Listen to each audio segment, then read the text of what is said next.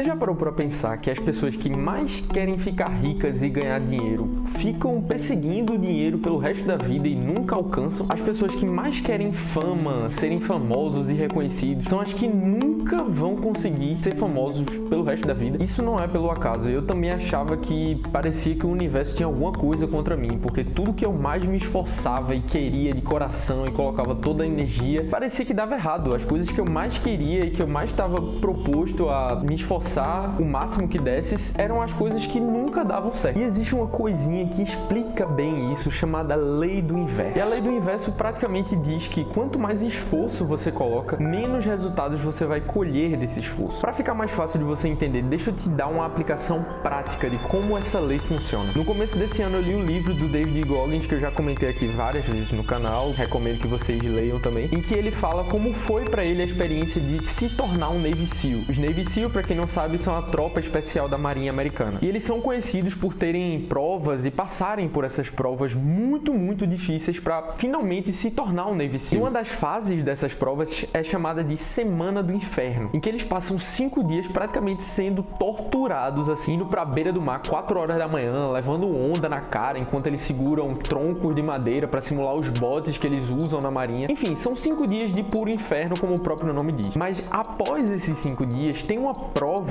em especial que o David Goggins diz no livro dele que foi a parte mais difícil do treinamento. Então imagina que 5 dias vivendo o literalmente inferno não foram tão difíceis quanto essa simples prova. E praticamente é a lei do inverso aplicada na vida real. A prova funciona de uma maneira bem simples. Eles pegam você e amarram as suas mãos e os seus pés e te jogam numa piscina de 3 metros de profundidade. E o objetivo é um e só um: sobreviver por 5 minutos. O truque dessa prova é que quanto mais você fica maluco, você fica neurótico para sobreviver, mais você tende a perder o equilíbrio, se sair mal na prova e até morrer. Já teve casos de pessoas que morreram fazendo essa prova. Mas aí é o seguinte: quanto mais você tenta lutar para ir para a superfície, para resgatar algum ar, mais você afunda. E quanto mais nervoso você fica, mais oxigênio você queima, ou seja, pior fica a sensação de estar sendo afogado. Para vencer essa prova, literalmente você tem que fazer zero esforço. Você tem que lutar com a sua mente, tá ali fazendo esforço para continuar vivo e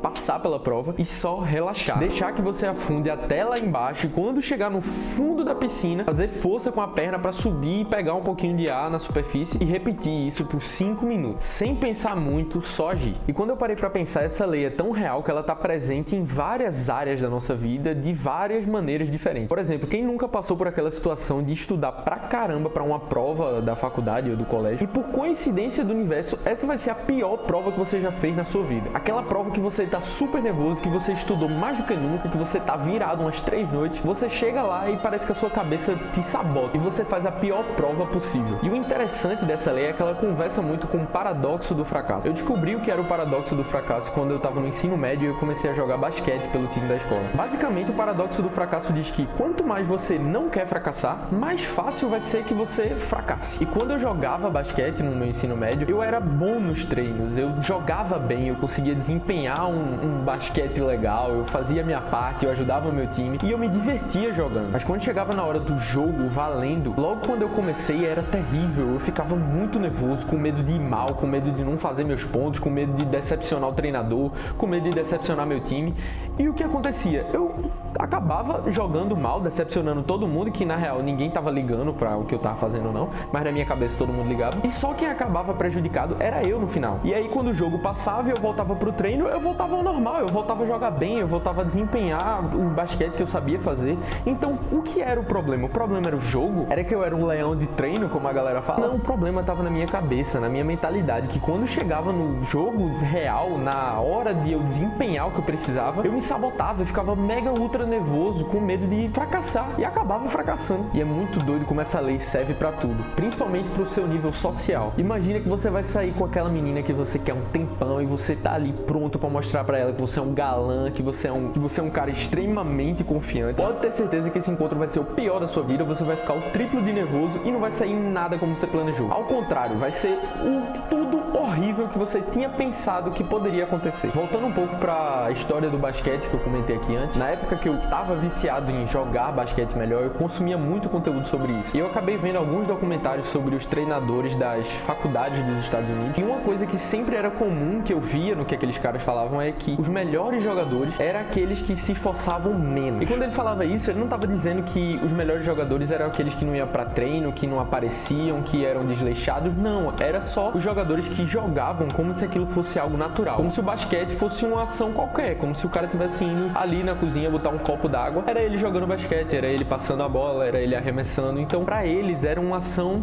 comum. E por isso eles não colocavam tanto esforço nisso. É claro que o esforço estava presente nos treinos, porque uma coisa interessante dessa lei é que ela age no nível mental. Porque venhamos e convenhamos, vamos dizer que o seu foco é ser um cara bom no basquete. Quanto mais você treinar, quanto mais você se esforçar para ser bom naquilo, você vai ser bom. O seu foco pode ser melhorar o seu físico na academia. Quanto mais você treinar, quanto mais você comer bem, quanto mais você seguir a dieta, melhor você vai ficar. Então não é tudo que a lei do inverso funciona. Mas quando a gente tá falando de mental, quando a gente tá falando de mentalidade, ela pode ser aplicada para tudo, principalmente para sentimento. E como assim sentimento? Eu não tô tirando isso da minha cabeça. Escuta só o que o Mark Mason escreveu no livro dele. O desejo de ter mais experiências positivas é em si uma experiência negativa. E paradoxalmente, a aceitação da experiência negativa é em si uma experiência positiva. E depois ele ainda segue dizendo que sobre a lei do esforço invertido, praticamente a lei do inverso. A ideia é de que quanto mais tentamos nos se sentir bem o tempo todo, mais insatisfeitos ficamos, pois a busca por alguma coisa só reforça o fato de que não a temos. Deu pra sacar como ele mesmo fala no livro e mostra como isso